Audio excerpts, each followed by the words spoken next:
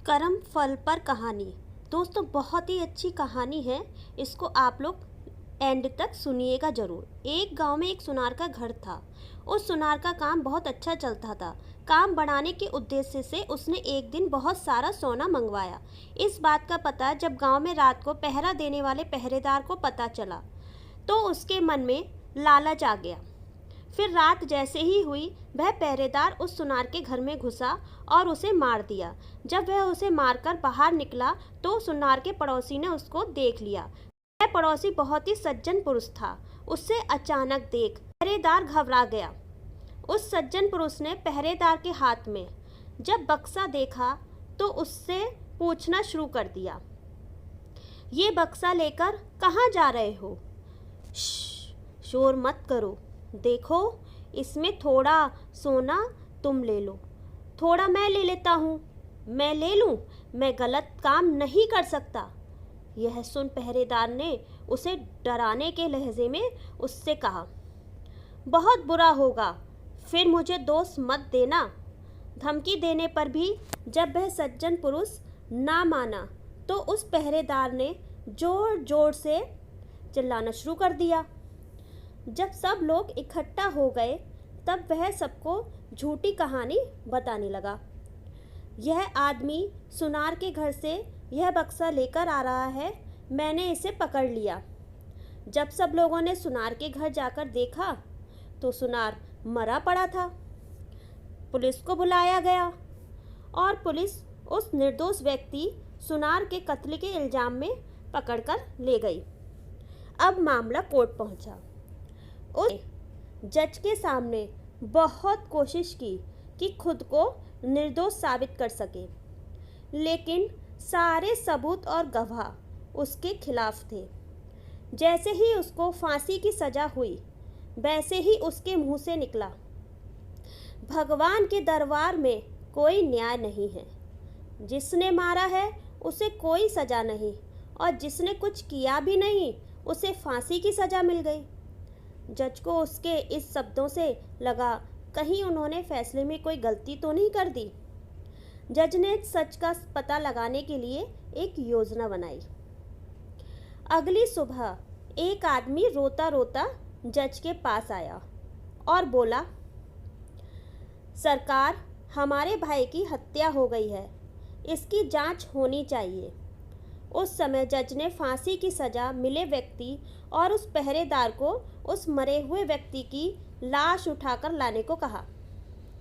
जब दोनों दिए गए पते पर पहुंचे तो देखा कि खून से लथपथ लाश चारपाई के ऊपर पड़ी है और उस पर चादर डाली गई है। दोनों ने उस चारपाई को उठाया और चलने लगे।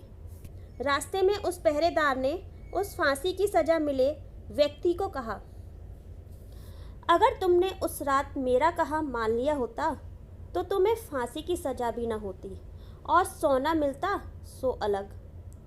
इस पर उस व्यक्ति ने जवाब दिया, मैंने तो सच का साथ दिया था, फिर भी मुझे फांसी हो गई।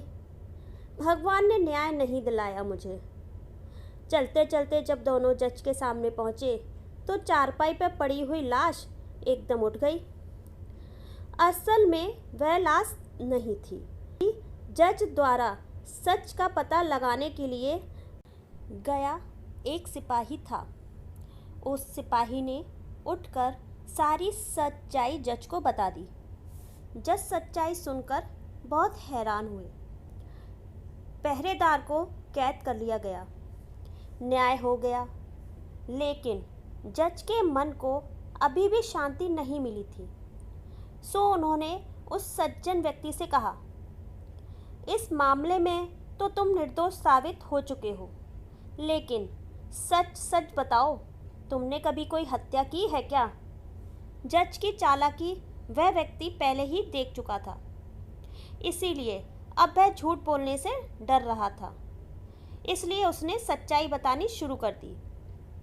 वह बोला, बहुत पहले की बात है, एक दुष्ट व्यक्ति मेरी गैर हाजिरी में मेरी पत्नी से मिलने आया करता था।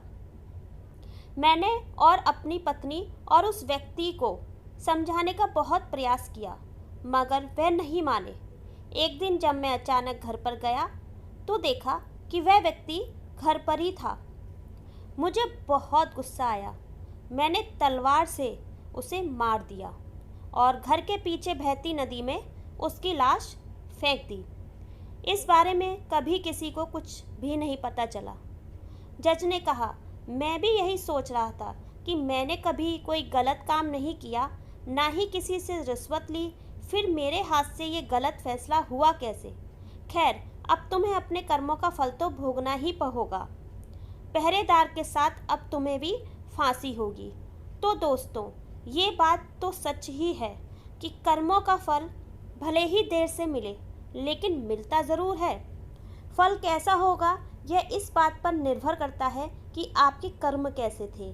आप अपने बुरे कर्मों का फल अच्छे कर्म करके टाल नहीं सकते। जैसा कि उस व्यक्ति ने पहरेदार को रोककर अच्छा कर्म करना चाहा, लेकिन उस अच्छे कर्म के कारण उसके बुरे कर्म नहीं भुलाए जाएंगे। इसीलिए उसे उसके पुराने कर्मों की सज़ा मिली, भले ही देर से मिली, लेकिन मिली। कर्म फल पर कहानी आपको कैसी लगी? अपने विचार हमें कमेंट बॉक्स में ज़रूर बताइएगा। और आपको हमारी ये कहानी पसंद आई हो तो उसे एक लाइक कर दीजिएगा और हमारे चैनल को सब्सक्राइब भी